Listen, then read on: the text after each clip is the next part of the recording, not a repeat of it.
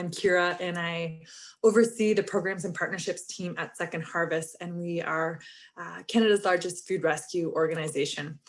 But kind of pulling back for a moment before I sort of get into what we do and the larger issues of food waste and loss, I sort of buried or scattered within this beautiful photo of food is a grainy photo of 19-year-old me when I first moved to Toronto and was in college and was a full-time student, and also had full-time employment working in restaurants and cafes to put myself through school. And kind of like Elise was mentioning, I had grown up talking to my grandmother a lot about food and preserving food and the importance of not wasting your food, who'd grown up in sort of wartime environment. But it was at this time of life when, I was just sort of getting by.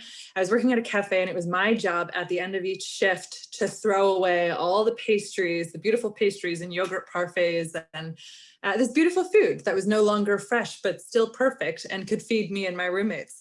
And that was heartbreaking, and I hated it. And so, though it wasn't exactly company policy, we started, myself and some colleagues, just putting the food into Tupperwares and taking it home. And we literally did live off of yogurt parfaits and pastries and all those things for that year. But it was sort of the first moment in my adulthood when I started to think more intrinsically about how we value food as society and the abundance of food. And I was thinking at that time, if we're throwing away this much food each night in this one little cafe I worked at, how much we're throwing away as a country and as a planet, and what sort of impacts is that having on our environment and our communities? And it was sort of that first moment in my life that I was really starting to think about it like that more critically. And I think every single one of us here, and I love, Elise, when you were speaking about this, is connected to food in some way. It brings us together. We learn from each other through food. We are sustained through food. All of us are connected to food, and I can think about how it impacts our lives and how the value it brings to our day-to-day lives. So with that, just kind of quick consideration or question for the group. How much food do you think Canadians waste or winds up going to waste each year? So this would include foods that are imported for Canadians, percentage-wise. Like, do you think it's 10% of all food produced for Canadians winds up going to waste? Do you think it's not? How much?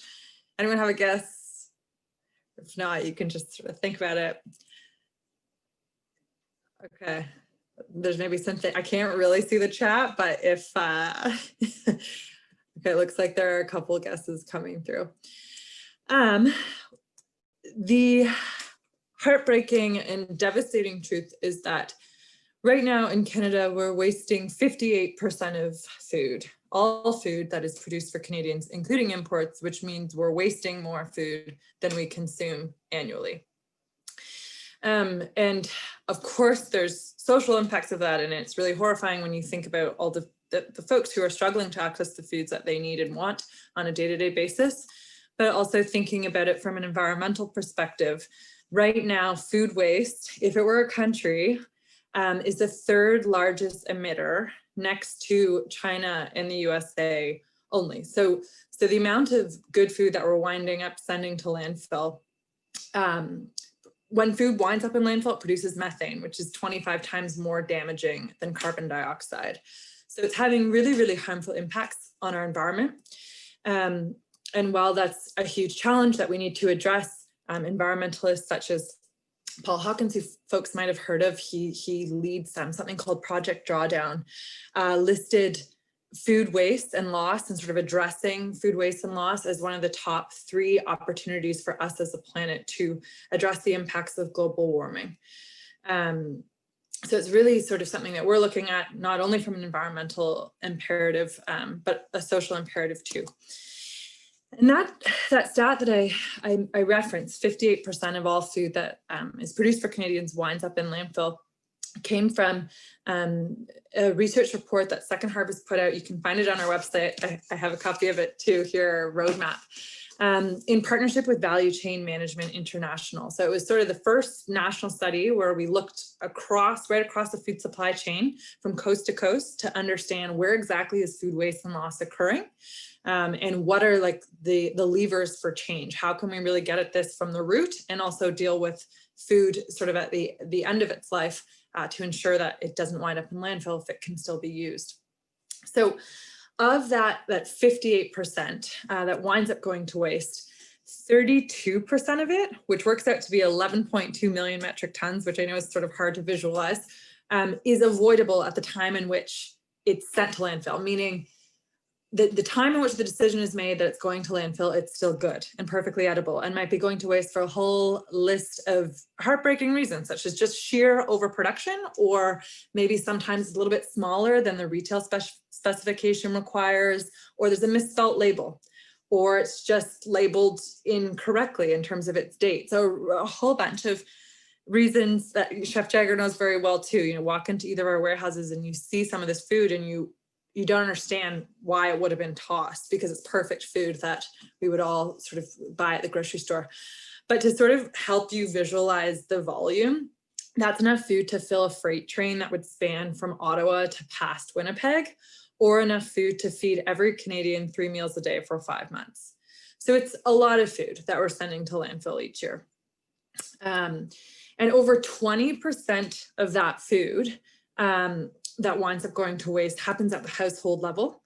So, and that I think we can all relate or understand, maybe you overbuy and your schedule is busy and you don't use what you intended to, or there's, I'm going to talk about this a little bit later, but a lot of misconception around the difference between a best before date and an expiry date, where, you know, we think that a best before date means, you know, magically at midnight, it's going to rot, but it's just actually an indication of peak, what the packager defines as peak quality rather than safety. I'll get into that a little bit more. But the average Canadian household throws away close to $1,800 a year of food that they don't wind up using. So once again, big opportunity. And then that's just at the household level. Another 80% is wasted on processing, like throughout the rest of the supply chain. So processing and manufacturing and at the retail level. And you can really dig into that if you're interested in this report, which is available on our website. We have sort of the roadmap version and a more technical report. So you can see sort of what that looks like at each level of the supply chain, where that waste and loss is happening and why. On the business side, when we were doing that report, some of the key things that we found, or key contributors to why this food was going to waste, sort of three of the big ones that stick out in my mind were just insufficient measurement. There wasn't sort of standardized measurement around like understanding how much food you're throwing away. That valuing, monitoring, and benchmarking sort of just wasn't there in a standardized way for businesses. So that's an opportunity for government and for businesses, I think, to work together. Then just the convenience, the ease of sending it to landfill. You know, it's easier for businesses and maybe folks at home too think to throw it in the garbage than it is to figure out something else to do with it, or get a little bit creative about how to make use of it or connect it to organizations.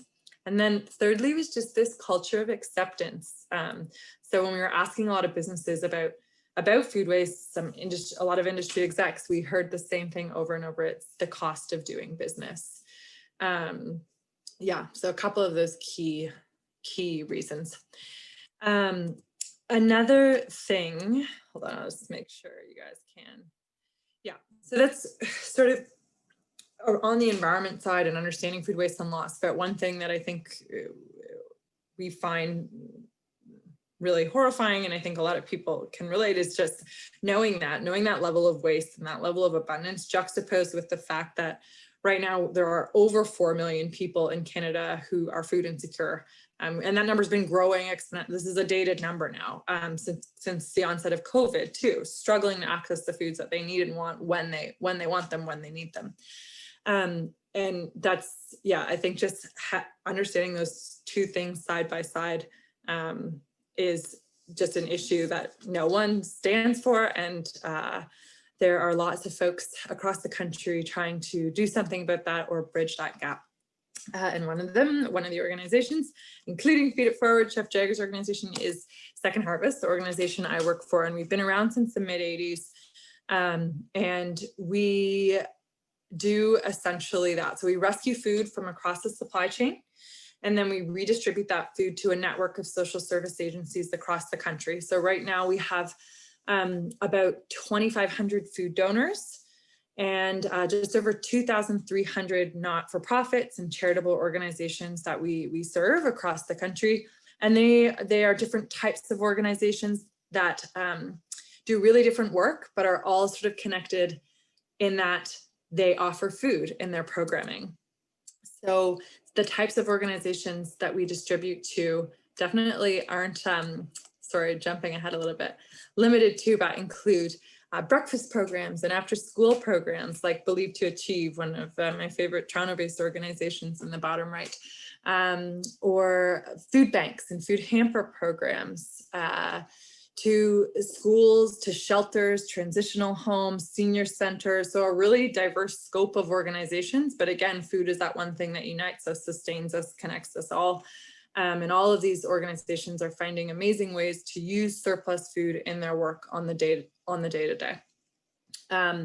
So right now we're rescuing so last year we rescued just over 22 million pounds of food that was redistributed to community. And I think the good thing is a lot of these grassroots and amazing community-based organizations are doing the work to address food insecurity more systemically.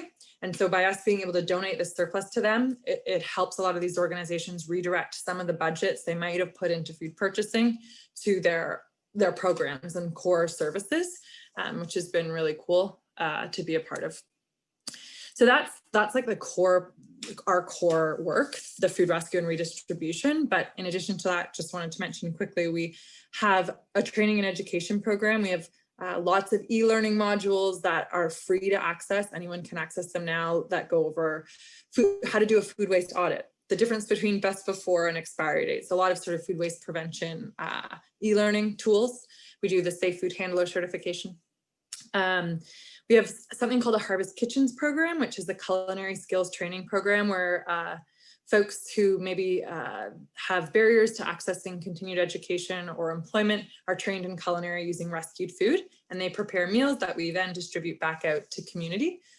And then we have a summer lunch children and youth program called Feeding Our Future, where we use rescued food to prepare healthy lunches and snacks for kids and youth who are in summer camps or aren't able to access the after school and breakfast programs that they might typically access during the year.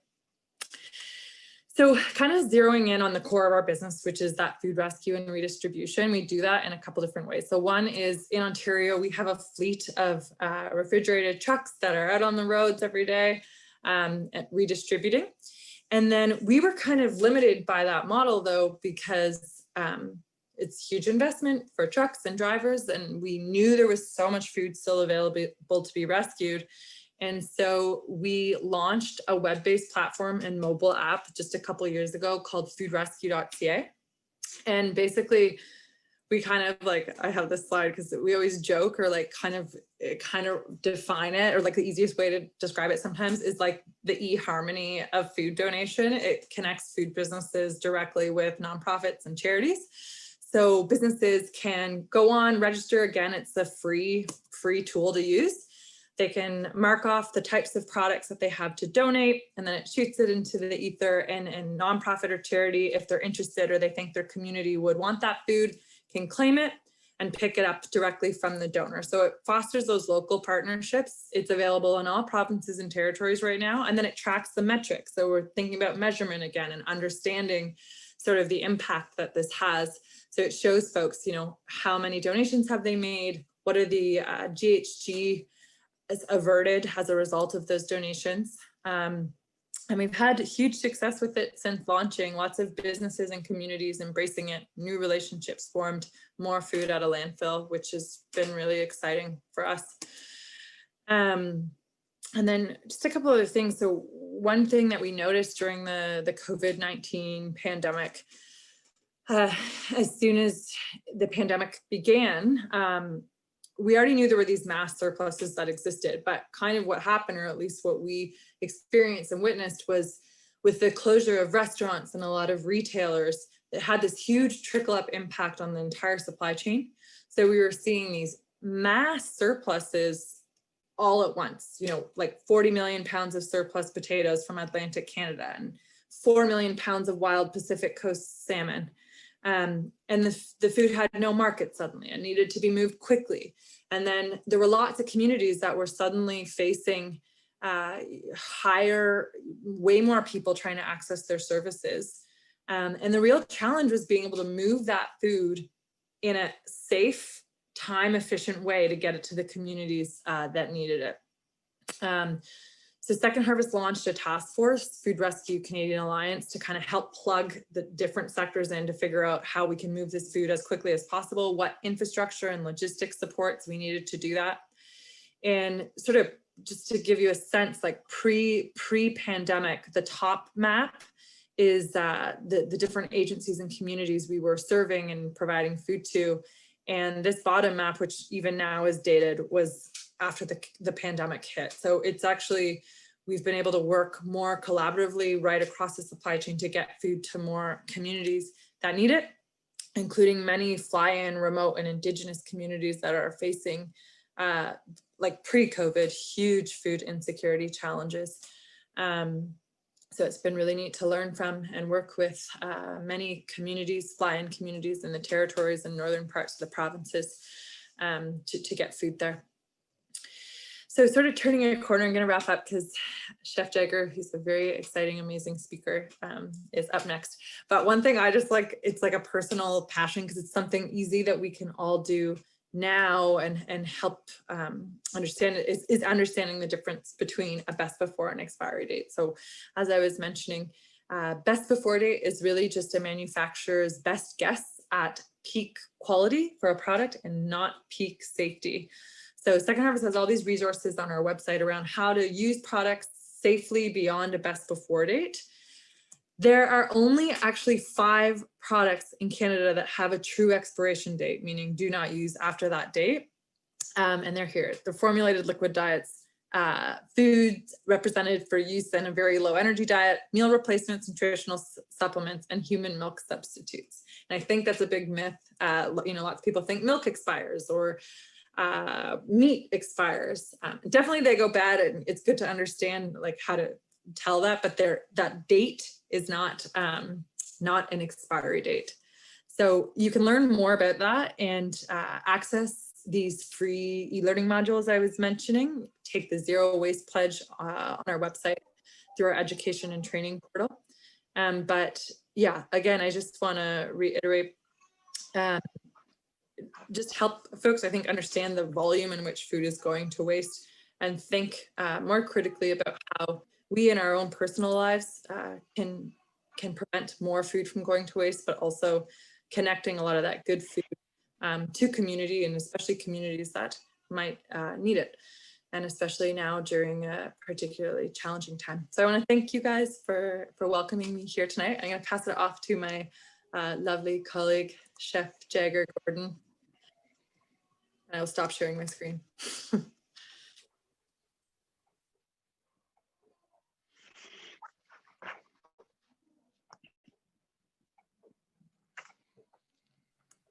Go for it, Jagger. Oh, can you hear me? Okay, great. Hi, everyone. Well, you know, Kiera, that was amazing. And I just want to commend you on the great efforts and continuous efforts that Second Harvest does. I've learned so much from our partnerships and from Second Harvest itself of the passion that's behind everything and what we're doing for the impact on our environment. I have so much still more to learn, but the greatest thing is I just wanted to give you gratitude for continuously sharing this message of how we can divert food from landfills and feed so many people with it. And on the scale that Second Harvest achieves is so liberating. As Feed It Forward, myself, we are more of a social impact where we have peer-to-peer concept where we allow others to be educated on a different platform. And what that means is Feed It Forward's created a lot of levels to divert food from landfills to put it back onto the tables of people in need.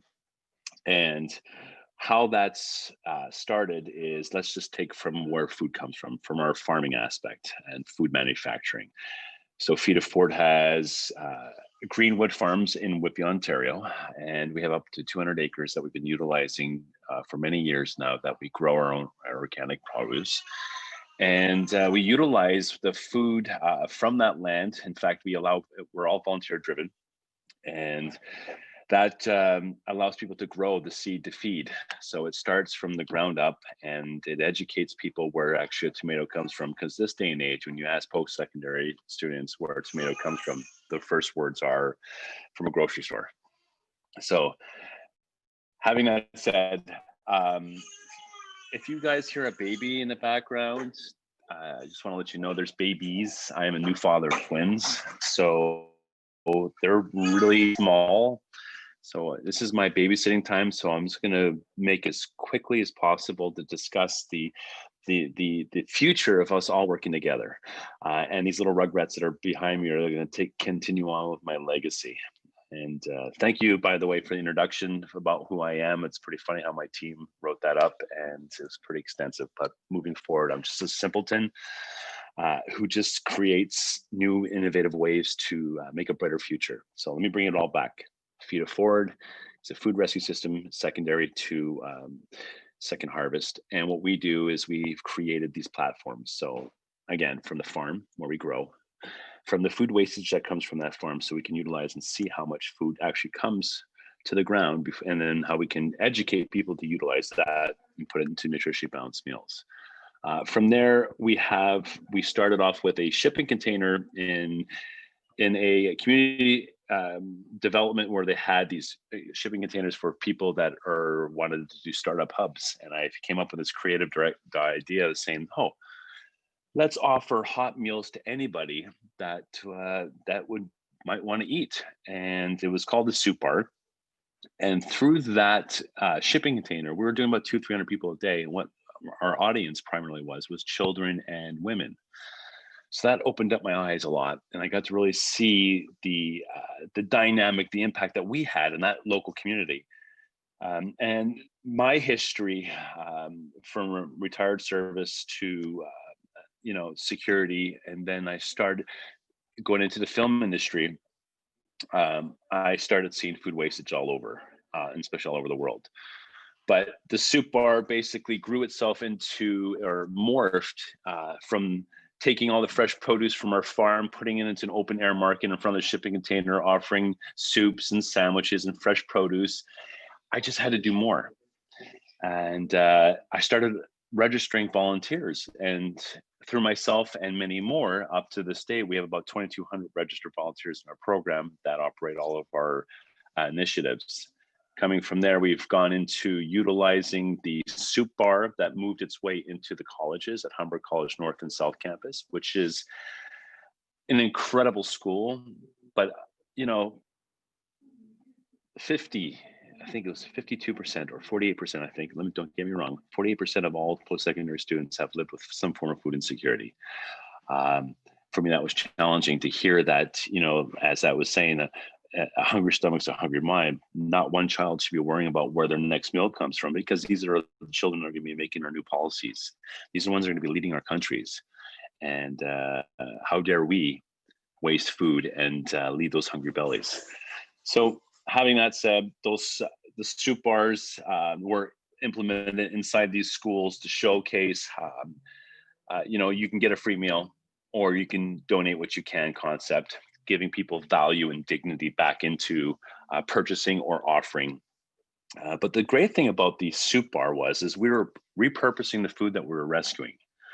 So having that said, into the colleges, I was utilizing all the colleges' waste and food and putting it into these incredible meals and handing it out. And that's about 600 to 1,000 meals a day. That was a lot. Eye-awakening for students at 2 locations. So what did we do from there? Well, the Soup Bar was a success. From the shipping container, I said, man, can you just imagine having the open air market indoors because winter gets cold, especially in a shipping container that didn't have any heat. And my volunteers, if you're all watching out there, congratulations, for sticking it out 365 days of the year. But I saved enough money and I opened up a brick and mortar, a grocery store in the Junction. And that was 2 years ago. And it was a success. It was to say the pay what you can grocery store. So what it means is I found local providers that were offering products that were destined to landfills. And one of my initiative partners was Whole Foods. Whole Foods, thank you very much. Whole Foods continue, they were throwing away, well, let me give you their public concept here. 2 days prior to their ultimate freshness date. So anything that was labeled or looked blemished, they would destroy 2 days prior to it. So we gave them the option saying, we have a 2-day window. Why don't you just give us, we can indicate within those 2 days of people to people saying that little stamp that says best before can still be utilized. You still have 2 days and after, but take it home, use it within the 2-day period. If there's anything left over, I'll give you a recipe. Now, as a trained chef, food is my passion. And, through time, I've got to see how much food wastage comes through, through my employment. And as a caterer, I got to deal with that. But the grocery store, basically, through our partners, they offered so much, an abundance of food. So when you came into our grocery store, you got to have this little red basket. You got to pick whatever you want. I would give you a recipe card to put things together for you, from fresh baked goods, from organic products from our farm, and then from anything from the grocery store itself, which would be that other company. But to what I'm getting at, food is not a privilege. So giving dignity back to people is important. So as people left our store, it was nice to see the hungry or the smiles on the hungry children, knowing that they're going to get an incredible meal and dessert or fruit or whatever it's going to be. The grocery store moved for a few years. It wasn't enough for me. And noticing the copious amounts of food being destroyed and wasted, I wanted to do something different. And I found out that 20,000 students at UFT 3 years ago lived with food insecurities. How? What? One of the greatest colleges in the world or universities in the world, and there's starving or there's hungry children or adults or whoever. Forget the age frame. Hunger, there is no age on hunger. And so I created Feed the Future program, where we take all these great food and put it into nutritionally balanced meals and freeze it. And we would distribute them out this.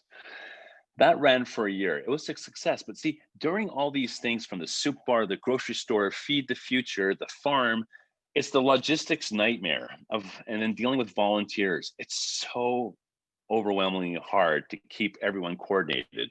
And as a one-man team, I was really at capacity of struggling to maintain the integrity of all the partnerships. And what was even more interesting, what I was trying to show the world is, you can run these food hubs, you can create these programs. How do you make it sustainable? Well, that's the greatest thing, because the CEO of Second Harvest, Lori Nicholas Hughes, basically would mentor me in saying how to make things sustainable through, at least to make the company succeed further. And that I owe a lot to. Having that said, Feed It Forward was ran on volunteers without absolutely no funding. So we have the restaurants, we have the farm, we have the grocery store, we have our logistics team, and what little vehicles I could put together to move all this food around. It wasn't sustainable. It was really awesome to see the initiative of community working together and all my volunteers continuously pushing. And being a volunteer in my own company, it was hard because as a chef, I would moonlight, and as a social enterprise, all my proceeds would go back into Feed It Forward to just continuously educate the world peer to peer how we can make a difference by not throwing food away, by feeding people. So the progression from the grocery store, the soup bars, unfortunately, soup bars have been closed down because of the pandemic. So during the pandemic, how hard did this take a toll on people? Living through two natural disasters, as a Floridian, I lived through Hurricane Andrew and Hugo. So losing my neighborhood to one hurricane and then being shipwrecked onto another. You get to see panic. You get to see how to bring community back online. And that's food, shelter, and water. And as an immediate advocate to make things happen, change for the best, I had to jump in at a younger age to make community rise. So when the pandemic hit Ontario, I saw the forecast. I saw what was going to be needed. At least I'm a visionary, so I felt that having all these pre-made meals, there's going to be a supply and demand. So it's great that we can supply meals to thousands of people weekly, but what happens is what do we do when the food, the lineups, the havoc, the mayhem, the people struggling to buy all the water, to buy all the toilet paper, to buy everything, buy. Well, I figured that was going to come, but then there's the ones that were told that you have to stay home, you can't go out. The panic arose. The elders, the seniors, the immobile, the children, like where are they going to get their meal?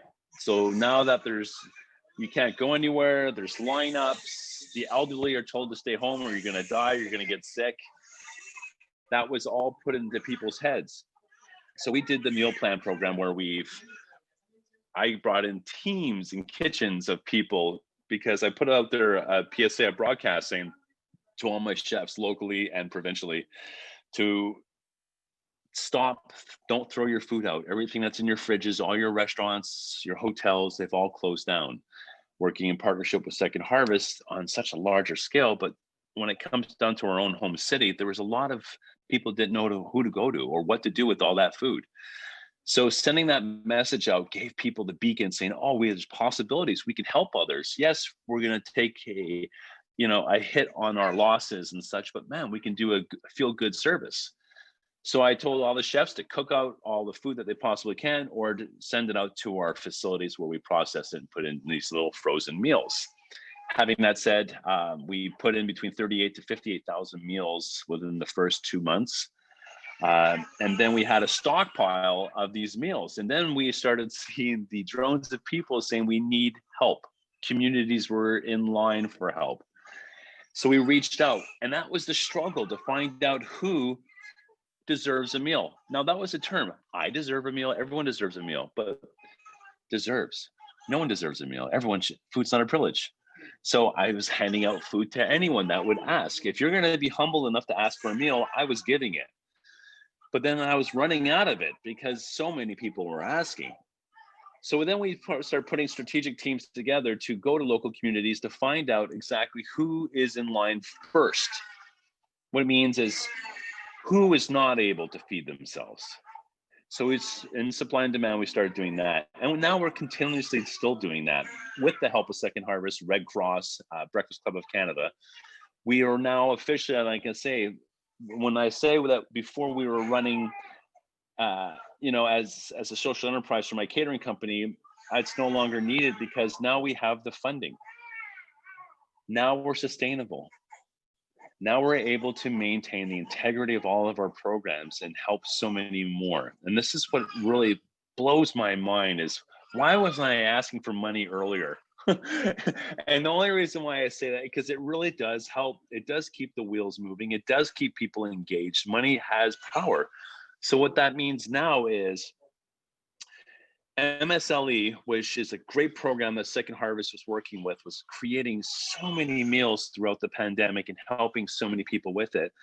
And since then, we've picked up some of the pieces and we've moved forward from the programs that they started. And what I've noticed is the amount of people still there waiting for a meal. So Feed It Forward is excited because here's a little heartwarming story. And not tell you how the universe works. You always want to have the feel good, do good things for everybody, and things come in return. Well, this is the return that's happened to me 18 years ago. And when I was in the security field and I was a private investigator, I'm a union stuntman. So I was in the film industry, and being on set, I got to see, great caterers come out and feed the stars. And it was pretty awesome to be having that bougie little style offered to you. But what I did notice, and this is what made my wheels turn, is how much food would be destroyed on these film sets, and continuously, because I worked a lot.